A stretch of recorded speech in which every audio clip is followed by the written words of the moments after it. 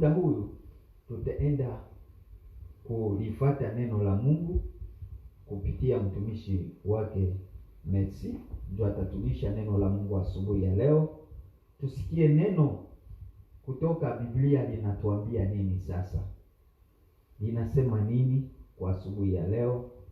Karibu mtumishi wa Mungu Messi. Thank you so much. Muombe Mungu. Baba, ni katika jina lako Yesu Kristo, mfalme wa amani, Mungu uishie mahali pa kuinuka. Bwana, kwa muda huu ambao tumefika mahali hapa, inakuwa ni muda ambao Bwana tunataka tuongee na wewe, tunataka tusikie utatuambia nini. Yesu, inafika ni wakati wa kulisikiliza neno lako. Inafika ni kipindi ambacho Bwana tunataka tule chakula ya kiroho. Tunaenda kuomba Mungu unene nasi. Tunaenda kuomba Mungu uongee pamoja nasi. Tunaenda kuomba Mungu utende katika yote ambayo tutaenda kuyasikia.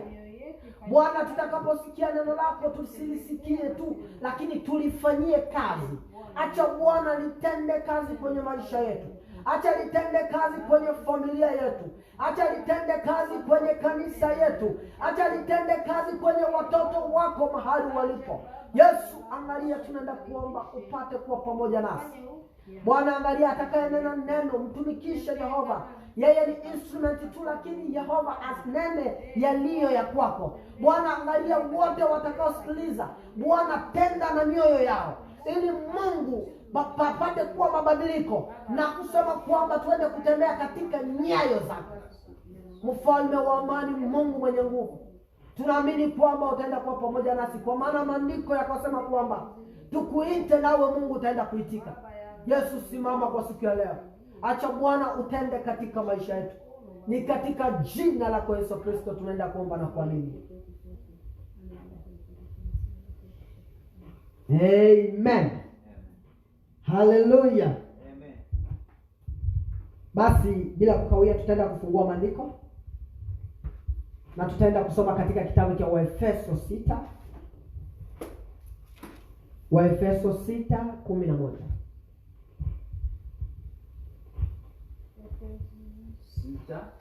6:11. 6:11. Nasoma katika lugha ya Kiingereza. Yes. Tunasoma Waefeso 6:11. Neno la Mungu linasema hivi. Yes. Put on all of God's armor, so that you will be able to stand firm against all strategies of devil. Naendelea. Ni hapo 11 tu. Amen. Mama nasoma. Katika kitabu cha Kiswahili wanasema hivi. Yes.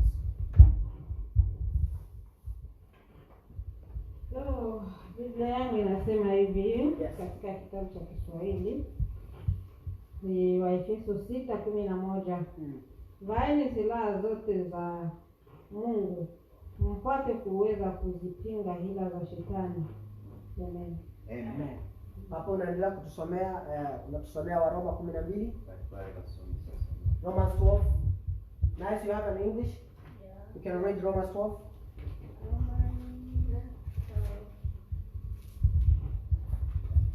Mama utakuwa unaandaa.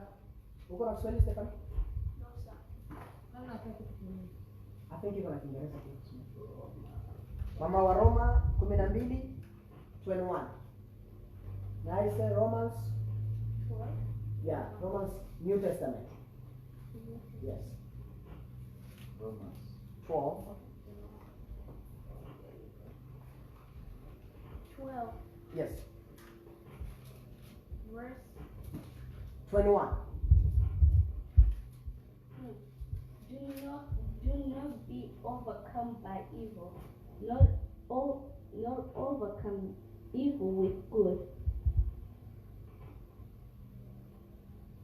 Basi. Na ushakumana tu. Mm.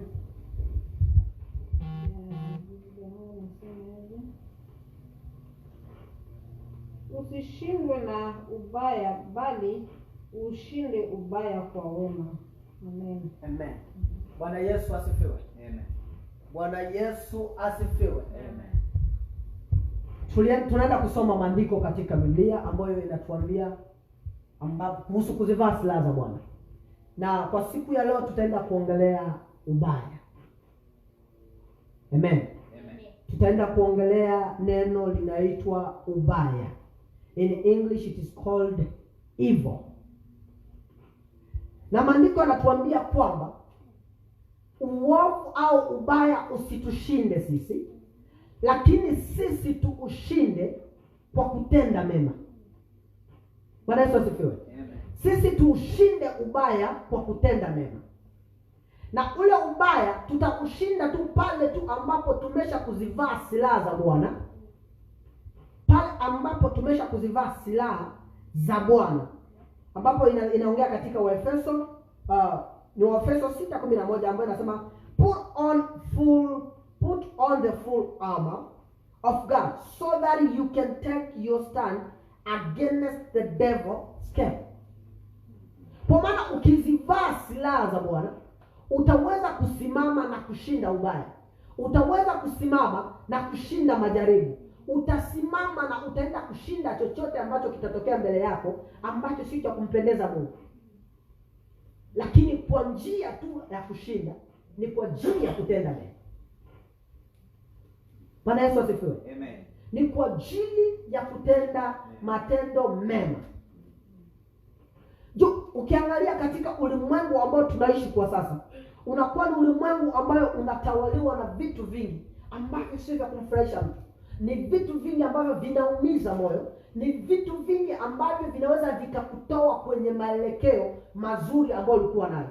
Lakini sisi kama Wakristo, maandiko yanatuambia kwamba tusidhame au tusishindwe, tusiruhusu ubaya ututawale, ubaya utushinde. Kwa maana ubaya kutushinda ni ile kutawaliwa na ubaya, ni ile kutawaliwa na uovu. Bwana Yesu atusamehe. Kutawaliwa na uovu. Unakuta mwanadamu anajiita ni Mkristo lakini ametawaliwa na uovu, ametawaliwa na ubaya zaidi mpaka ukimwangalia unajiuliza na huyu naye ameokoka.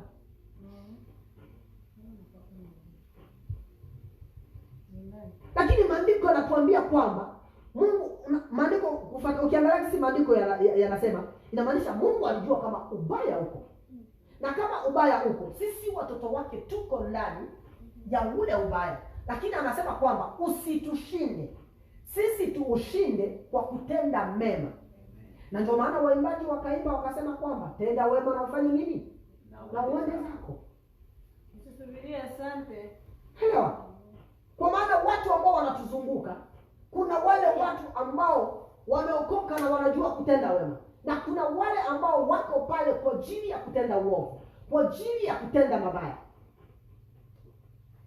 Na ukikumbuka sisi kama Wakristo, watoto wa Mungu, maandiko yamesema kwamba sisi ni nuru ya ulimwengu. Na kama sisi ni nuru ya ulimwengu na tunaukamata ubaya ni giza, kumaanisha mahali popote ambapo sisi tutaenda kupatikana kutakuwa mwanga, kwa maana sisi tumetawaliwa na nuru ambayo ni Yesu Kristo. Ikafika kipindi nilikuwa nauliza mahali nikasema kwamba kila wakati huwa tunajiita wa Kristo, lakini matendo yetu ambayo tunaishi, je, ni yanafanana Kristo? Matendo ambayo tunaishi kila siku, je, yanafanana Kristo? Au tunabeba jina ya Kristo kwa maana unajua kuna ile ya kujitetea ya kusema kama basi seme kama hujaokoka. Na wewe unakuwa unajifichika kwa Kristo, unasema tunakuwa Kristo. Na unakuta kuna watu wengine wanakuwa wa Kristo because wakati wote wanasema ni kwa sababu wazazi wao ni wa Kristo. Sasa nao ukimuuliza anakuambia na mimi nakuwa Mkristo, babangu na mamangu ni wa Kristo. I am a Christian too. Bwana Yesu asifiwe. Lakini nikaendelea kusema kwamba kufuatana jinsi maandiko yanasema, Mkristo ni yule ambaye alimkubali Yesu Kristo kuwa Bwana na Mwokozi wa maisha yake. Na wakati umekubali Yesu Kristo kuwa Bwana na Mwokozi wa maisha yako, kumaanisha hauna uamuzi tena kwenye maisha yako, lakini Yesu ndio ana neno la kusema kwenye maisha yako. Umekamata maisha yako ukampatia Yesu apate kuongoza, ili upate kufikia mahali salama. Lakini ukishakuwa Mkristo na bado wewe ndio ungali na neno la kusema kwenye maisha yako, kumaanisha umevaa tu ile Ukristo lakini haujaelewa maana ya Ukristo. Na kama umevaa tu hiyo jina, utaenda kutawaliwa na uovu, because you don't know whom you have accepted. Bwana Yesu asifiwe.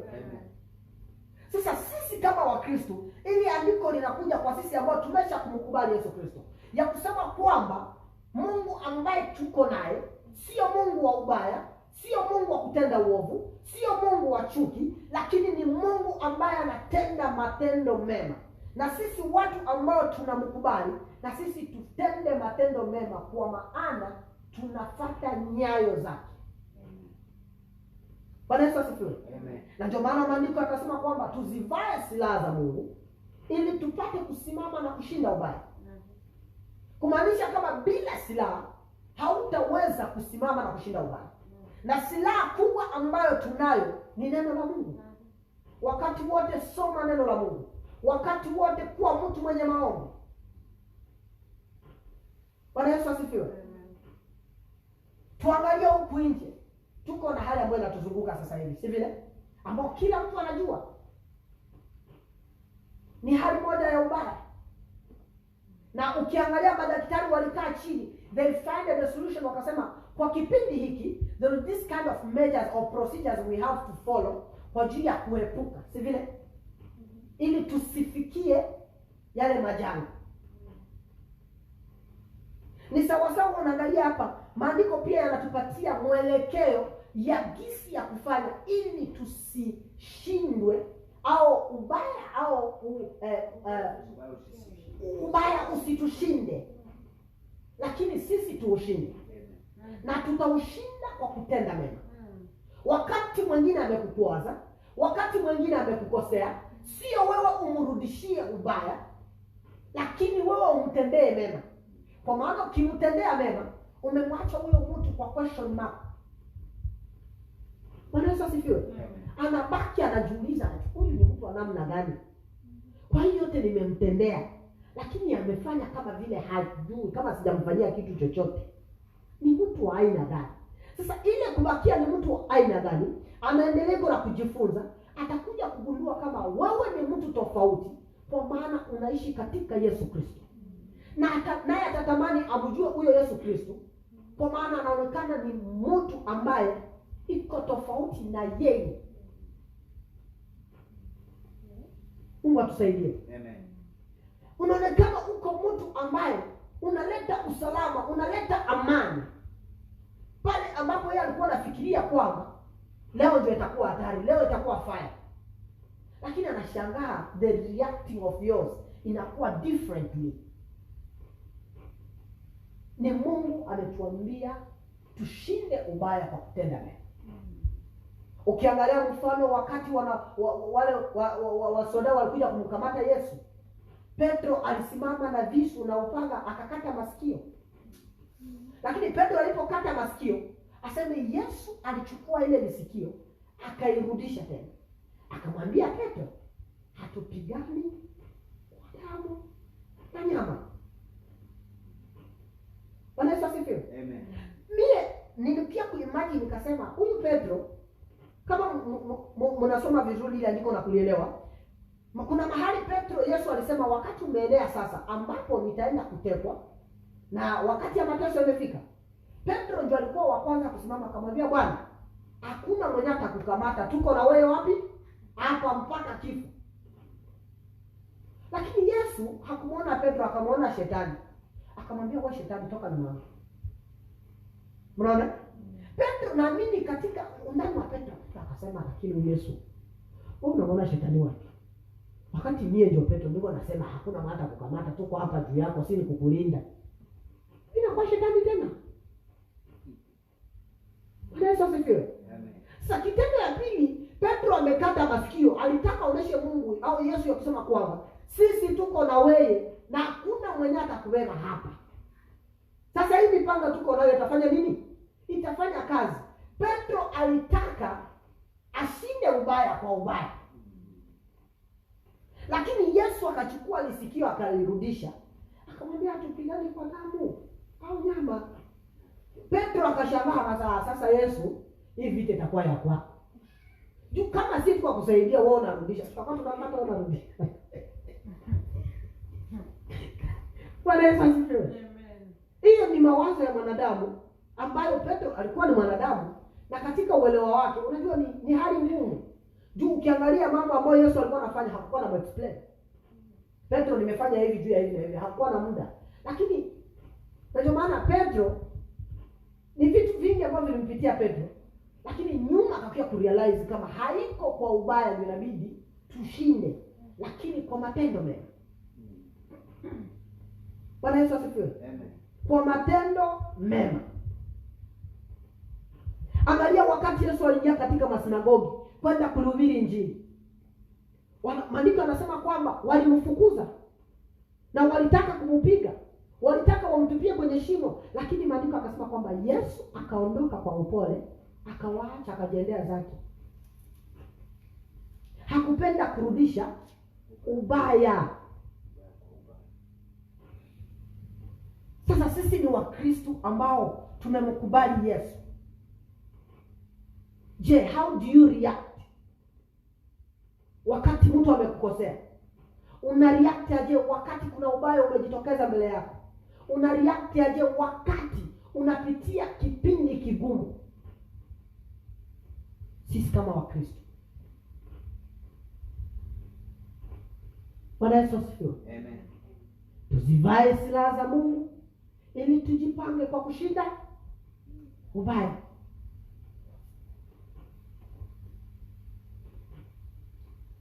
Tukienda tuangalie katika habari za wana wa Israeli.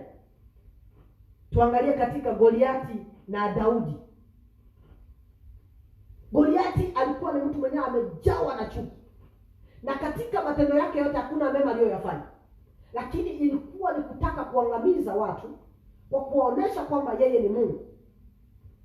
Lakini Daudi ambaye alisimama, alikuwa ni kijana mdogo, alikuwa ni kijana ambaye kwa muonekano wake haweza kusimama mbele ya Goliati. Bwana Yesu asifiwe. Na aliposimama mbele ya Goliati, akamwambia Goliati, kwa maana Goliati alimwambia, wewe Daudi, nitakuua kisha nitaukata kichwa na wadege watafanya nini? Watakula mwili wako. Daudi akamwambia, hapana, unakosea. Nijua haujui mwenye niko naye. Mie nimekuja kwako kwa neno la Mungu, ambayo kwa huo upanga wako ndio mimi nitakata nao kichwa na nitakamata mwili wako na upatia wa ndege. Ukiangalia hakupishana sana na Goliati, sivile? Lakini ukiangalia lengo ambalo Daudi alienda kufanya, ilikuwa ni kutaka kuliheshimisha jina la Bwana. Kwa maana Goliati alikuwa ni mtu ambaye amelizaraulisha jina la Mungu na mpaka akajiita yeye Mungu. Mungu atuhurumie. Amen. Sasa sisi kama Wakristo, maandiko akasema tuzivae silaha. Tukikuwa na neno ndani yetu, tutakuwa washindi.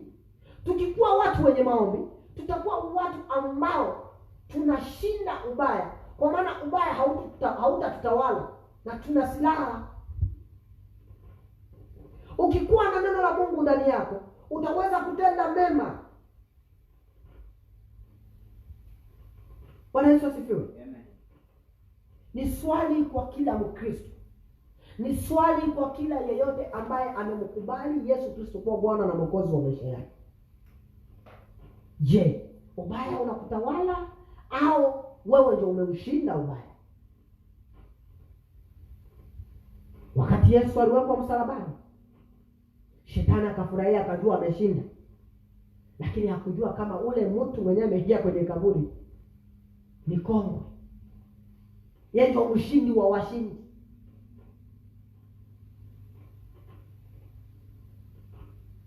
Just imagine Yesu Kristo alikuja kwa ajili yetu sisi tukue watu wenye maana, tukue watu ambao tutajulikana. Lakini angalia, ni sisi wenyewe ambao tumemrudisha wapi? Kwa msalaba. Tumemtesa. Lakini alikuwa na uwezo wote wa kufanya chochote kwenye maisha yetu, lakini akakubali kupitia hali yote juu wewe na mimi tuitwe watu wenye thamani, wewe na mimi tujulikane kwenye kitabu cha Mungu. Bwana Yesu asifiwe. Sasa kila siku huwa tunamrudisha Yesu kwenye msalaba, kwa maana tunasema tumeokoka, tunasema tumemkubali yeye kuwa Bwana na Mwokozi wa maisha yetu, lakini bado yale tunatenda ni ubaya ambayo haiko gisi maneno ya Mungu yanatuagiza tufanye.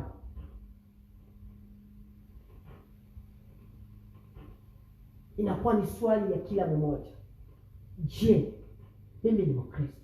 Mimi nimeokoka? Haya ninayoyafanya ni ya kumpendeza Mungu? Haya ninayoyafanya, je, siko narudisha ubaya kwa ubaya?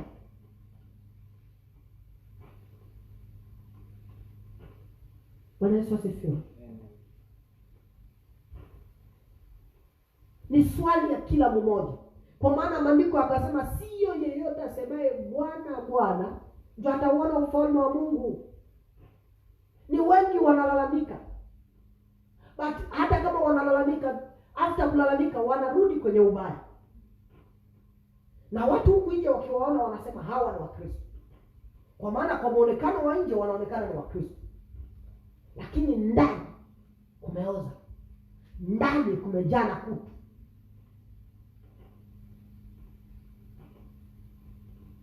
Mungu atuhurumie.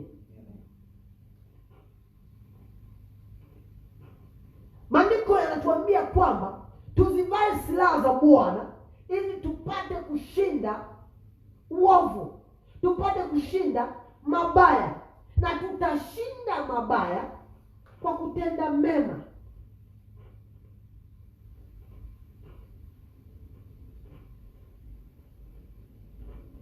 Kwa kutenda mema.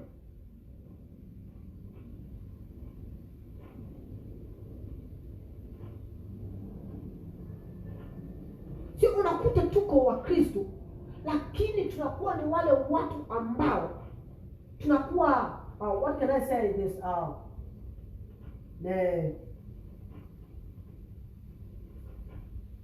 mama mnasema iko kwa Kiswahili, ni kama una chuki na mtu lakini ukimwona unamcheka kama vile mko sawa. Naita ni fitina, unafiki. Ni Wakristo ndio wanafiki. Wale ambao wanajiita wameokoka, wale ambao wanajiita wamemkubali Yesu Kristo kuwa Bwana na Mwokozi wa maisha yao, wana unafiki ndani yao.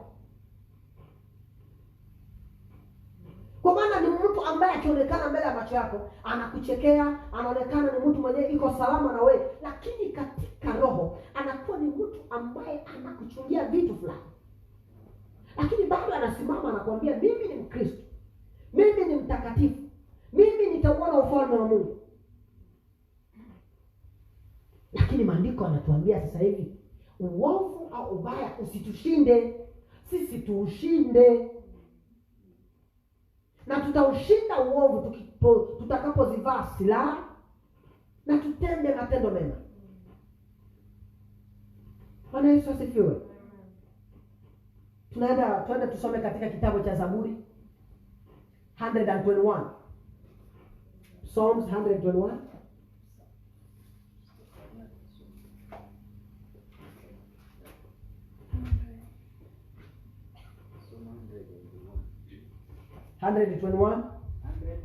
Yes, 121, verse 7 to 8.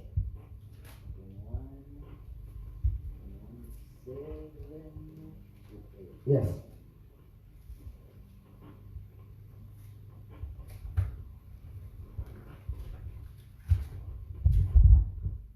Zaburi 121, verse 7 to 8. Inasema, the Lord keeps you. Kaza sauti. The Lord keeps you from all harm and watches over your life. 8. The Lord keeps watch over you as you come and go, both now and forever. Amen. Amen. Bwana atakulinda na mabaya yote. Yes. Atakulinda nafsi yako. Bwana atakulinda utokapo na uingiapo, tangu sasa na hata milele. Yes. Amen. The Lord will keep you from all harm. He will watch over your life. And the Lord will watch over your coming and going, both now and forevermore. Bwana Yesu asifiwe. Amen. Katika zile silaha ulizozivaa na katika yale kutenda mema ambayo umeamua kutenda, maandiko yanasema kwamba Mungu atakulinda, Mungu atakuchunga, Mungu atakuepusha na ubaya. Bwana Yesu asifiwe. Mungu atakuangalia, he will watch over you. Kuingia kwako na kutoka kwako, you will be protected by him. Utakuwa umechungwa na yeye kwa sababu umeamua kutenda mema. Bwana Yesu asifiwe. Sasa swali ni la kusema kwamba je, utaenda kuchungwa na Mungu wakati hautendi mema? Utachungwa je na Mungu wakati unarudisha ubaya kwa ubaya?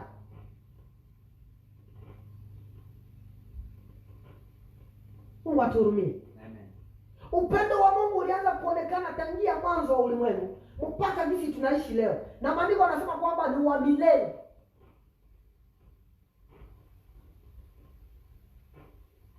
Utakapotenda mema na kuzivaa silaha za Mungu kwa ajili ya kushinda ubaya, Mungu atakuepusha na ubaya na ataenda kukuchunga kutoka kwako na kuingia kwako. Mungu atakuchunga. God will protect you. Yeah.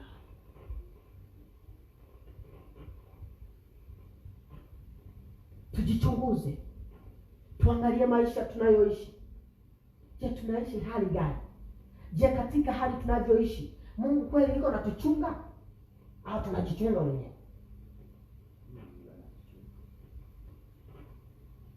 Yesu asifiwe. Tunachungwa na Mungu ni kwa sababu tumeamua kutenda mema. Ni kwa sababu tulipomkubali yeye kuwa Bwana na Mwokozi wa maisha yetu, tukaamua kutembea kwenye nyayo zake. Mungu atusaidie sana.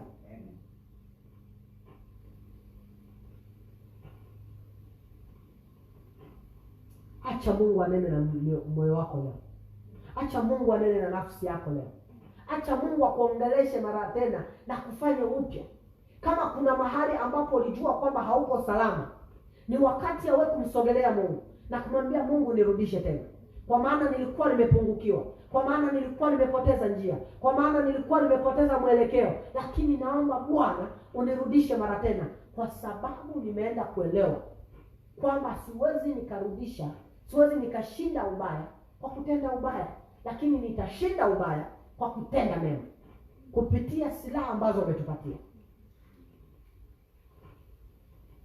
Bwana Yesu asifiwe. Kwa siku ya leo nitaenda kuomba kila mtu mahali popote tulipo na kusema kwamba tujichunguze ndani ya mioyo. Tujiangalie mahali popote ambapo tumepungukiwa. Tumwambie Mungu atende nasi. Tumwambie Mungu atutengeneze upya. Tumwambie Mungu tena atuconnect na upendo wake na connection yake, ili tupate kutenda mema. Mungu atusaidie. Katika hali ya kujichunguza, taenda kuomba kila mtu achukue kipindi hiki cha kujiangalia, na kisha kwa mwisho mama ataenda kutumalizia kwa maombi, na Mungu apate kubariki. Amen.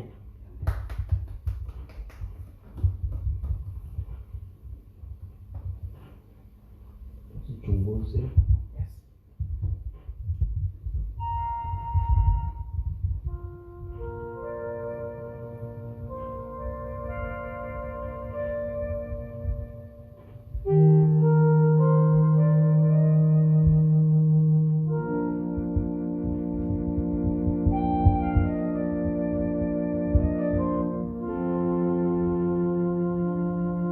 Oh, we don't live.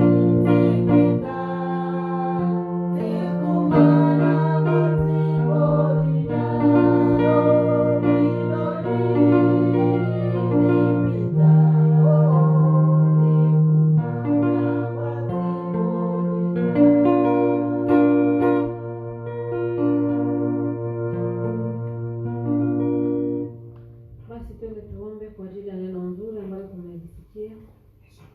Nimejua kwamba kila mtu amekwisha kujipiga konde na kujioji ndani ya moyo wake mahali ambapo amepotea, ili akarudilie.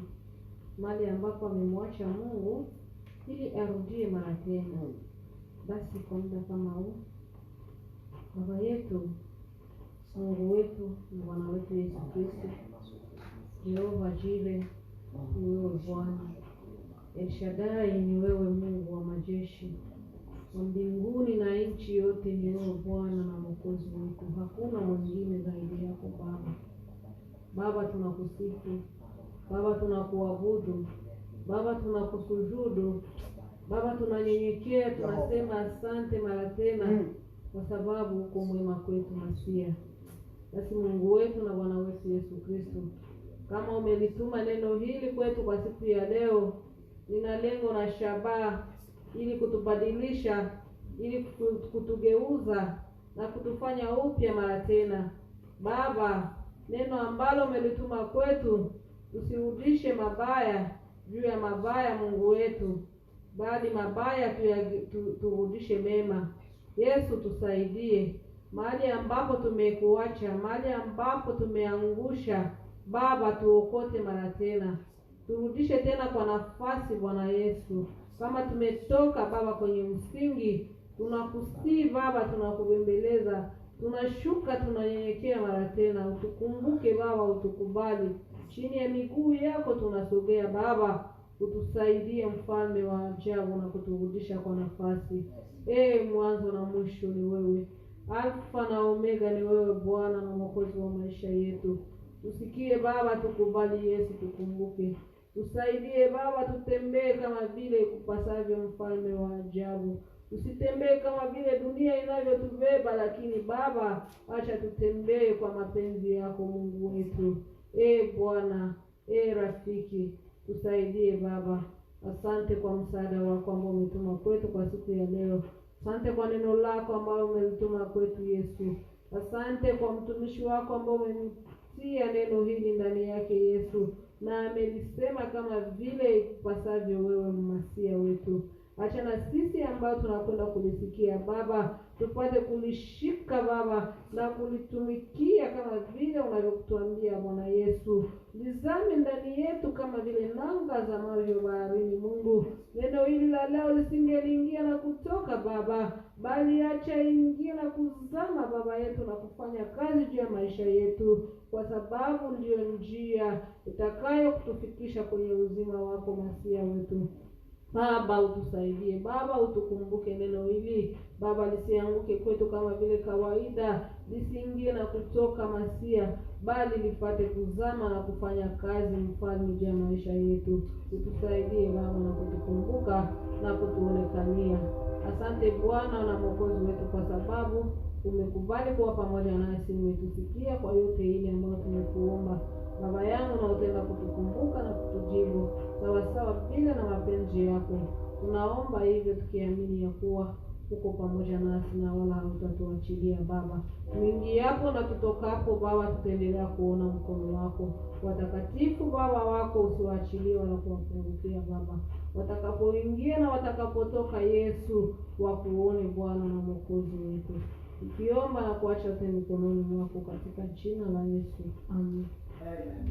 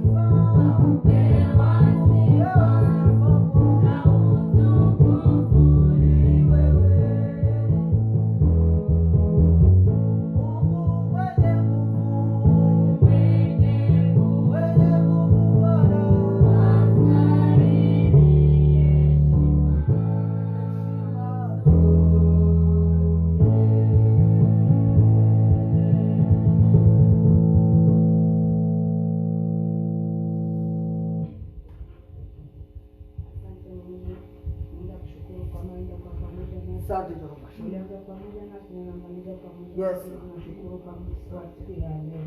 Ni wengi ambao walitamani kukuwa na siku kama na hii, lakini Mungu hawakupata. Ni wengi ambao katika vitendo vya magonjwa, ni wengi ambao katika vitendo na hospitali, Mungu hawakupata muda kama na huu. Pate kuonyeshea mikono, na wale ambao wanakulilia usiku na mchana, Mungu watembelee, onyeshe mkono wako, alinda kuamini kama tendo kwa pamoja nasi. Tuendelea kwa pamoja nasi katika jina la Yesu Kristo tunakuomba na kuamini. Amen. Amen. Asante. Yes. Tunamaliza ibada yetu. Mungu awabariki. Thank you. Abariki mama, abariki watoto wangu, na nibariki mimi pia simsahau.